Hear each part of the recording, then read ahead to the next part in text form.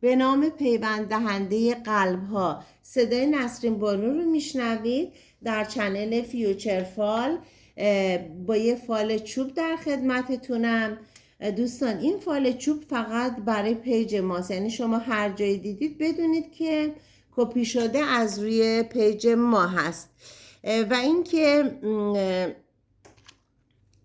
دوستای گلم، دیدن این فال رو سرسری نگیریدش و بدونید حکمتی داشته، به این دلیل که این فالنامه برای انبیا بوده. ببینید کاملا مستنده. زمانی که پیامبرانمون میخواستن ائمه از امورات مهمشون مطلع بشن، این فال رو مینداختن، این قرعه رو به وسیله این چوب روی 3 مرحله مینداختن و از حروف ابجدی که در میومد تفسیر میکردن که چه اتفاقاتی در شرف وقوع براشون هست.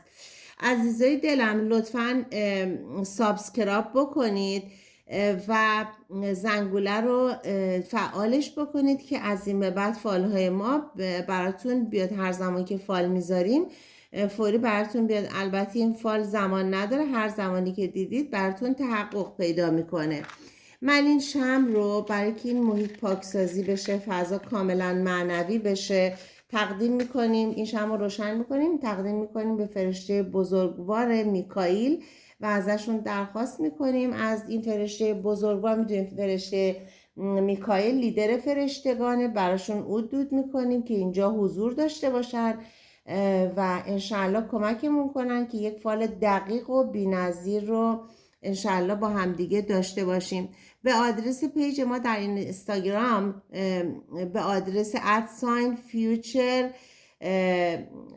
فیوچر فال حتما سر بزنید. آدرسش رو براتون باز هم می نویسم و اگر برای خودتون میتونید اونجا دایرکت پیام بذارید برای نوبت گرفتن برای فالتون، و یا تلگرام به شماره تلفن 0936 598 5296 تماس میتونید اونجا تلگرام پیام بذارید، چون به تلفن ها پاسخ داده نمیشه. فقط بعد قبلش حتما نوبتتون از طریق تلگرام یا دایرکت نوبتتون رو رزرو کنید. ممنون میشم که لایک کنید. زمانی که لایک میکنید با من همسو و همفرکانس هستید و مطمئن باشین که این فال براتون تحقق پیدا میکنه. حالا بریم این چوب رو بندازیم. بسم الله الرحمن الرحیم. به نام پروردگار یکتا. نیت بکنید. ذکر یا فتاح را حتما توی کامنت برای من بنویسید. امیدوارم که بهترین فال زندگیتون باشه و تمام چیزهایی که میگم براتون تحقق پیدا کنه. من 3 بار، این فال عمومیه دوستان، یه فال کلی و عمومیه. بریم این چوب رو بندازیم. الف الف ب، الف الف ب. حالا میریم اینو پیداش میکنیم ببینیم که چیه. الف الف ب.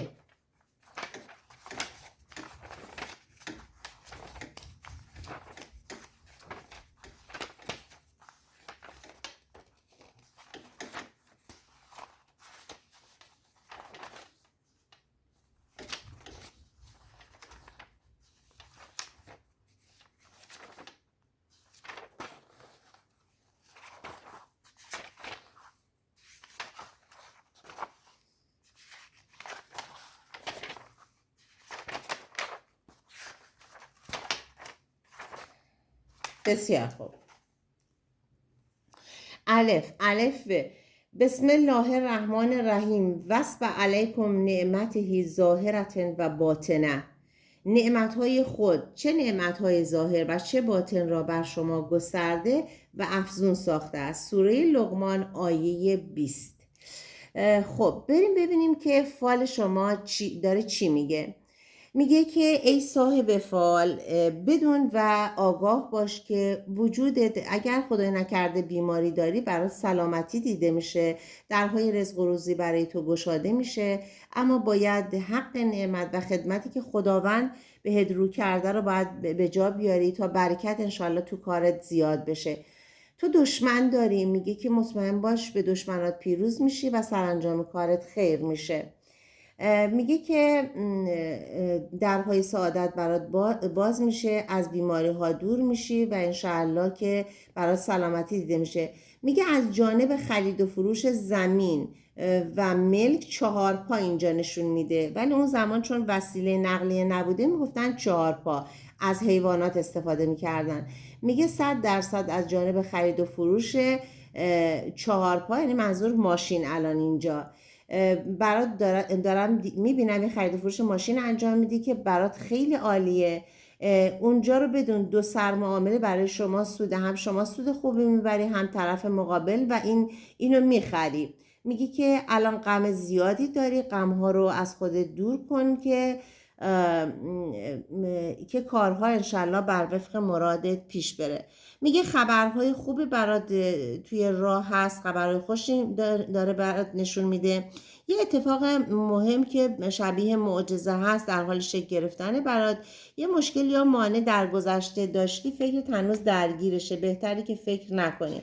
از سمت آقایی که سن بالایی داره برات یه خبر خوش در زمینه موضوعات کاری مالی دیده میشه. بدخوابی شبانه داری، میگه برات رفع میشه و با کسی که دوستش داری دیدار داری. یه جابجایی و یا سفر شهر به شهر در انتظارتونه که خیر و خوشی براتون داده دوستان.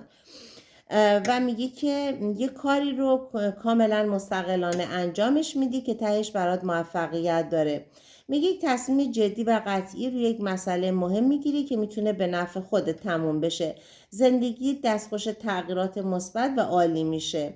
اگه کسی از زندگیت رفته یا مدت‌ها ازش بیخبری، ازش خبرهایی برات هست، دیدار داری، پولی رقم 5 به دستت میرسه انشاءالله که برات برکت میکنه، باهاش برنامه ریزی داری. یه نفر بهت ابراز عشق و علاقه میکنه و ازت توقع همون رفتار رو هم داره. با یکی از لحاظ رفتاری و اخلاقی به مشکل برمیخوری ولی حل میشه. از یه اداره، یه شرکت، یه جایی باها تماس میگیرن که خوشحالی خیلی زیادی داریم.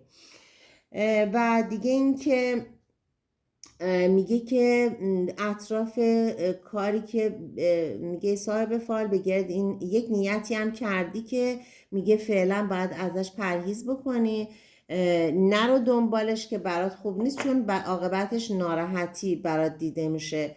یک نفر تو فکر اینه که فریبت بده. میگه که حالا من چون براتون تفسیر میکنم ولی اینجا اگه بخوام براتون بخونم، میگه که شیطان لعین حضرت آدم رو از بهش به در کرد، زنهار که حرف او رو قبول نکنی. این شخصی که دارن بهت میگن فریبت میده، بهتره که حرفش رو گوش نکنی و دست به عملی نزنی که زیان میکنی. امام صادق میفرمایند ای صاحب فال، چند روزی صبر پیشه کن، صبر کن، گرد این نیتی که کردی که میخوای انجام بدی نرو. برای یک سریاتون داره میگه که از غم و ناراحتی توی اعضای خانواده براتون افتاده، تنش و ناراحتی که خلق و خوی شما رو ناراحت کرده، ولی خب این براتون تمام میشه. برای یک سریاتون که در شرف جدایی و طلاق هستین و میخوان این کار رو انجام بدین، اگر که هر دو طرف توافق دارین، این تمام میشه این جریان و خیلی هم از مرد به زن میرسه. یعنی مثلا ممکنه که مهریه چیزی باشه. میگه که ای صاحب فال، اگه با کسی دعوا داری بکن که به نفع تموم میشه، ولی خب تو کارات هم صبر کن. میگه تو بیشتر وقتایی که کارات پیش نمیره به این دلیله که صبر نداری، برای همین کارات بسته میشه. و اینکه حضرت دانیال نبی میفرماید عاقبت کار آنچنان بالا میگیره طوری که تو دلت میخواد و این حاجتی که توی دلت داری انشالله به زودی برات برآورده میشه. و از شخص بزرگی که سمت بزرگی داره، صندلی نشینه، پشت میز نشینه، نفوذ زیادی داره، یکی خیلی به تو میرسه. امام جعفر صادق میفرمایند دولت سعادت روی به تو میکنه، دلت شاد میشه، خوشدل باش، پس فکر بد رو از سرت بیرون کن. طالعت بسیار سعده. کسانی که فرزند میخوان، میگه فرزند صالحی در طالع شما هست که قدمش براتون مبارکه. و اینکه اگر یک نفر اگه غایبی داری به سلامت، مثلا مثل اسیر، کسی که رفته از پیش شما گم شده، حتی داره میگه به سمت شما بازگشت داره، حتی کسی قهر کرده رفته. اینم داره میگه که در عبادتت کوتاهی نکن که حق تا حالا ناظر و حافظ تو هست و اینو بدون که کارهای تو توی دو دنیای تو طبق دلخواه تو درست میشه انشالله و به مقصود دلت میرسی. الهی آمین. متشکرم که فالتون رو گوش دادید. لطفاً سابسکرایب بکنید، زنگوله رو فعالش بکنید که فالهای ما براتون بیاد. حتما عضو پیج ما در پیج اینستاگراممون حتما بشید. پیج اول ما فیوچر فال و در پیج دوم ما فال فیوچر هست که اون هم در یوتیوب میتونید همینجا هم سرچش بکنید پیدا بکنید، یعنی برعکس فیوچر فال و فال فیوچر. متشکرم. در پناه پروردگار عشق و نور باشید. یه صلوات هم میفرستیم و تقدیم میکنیم به سرور کائنات عالم محمد مصطفی، انشاءالله که حاجت روا باشید.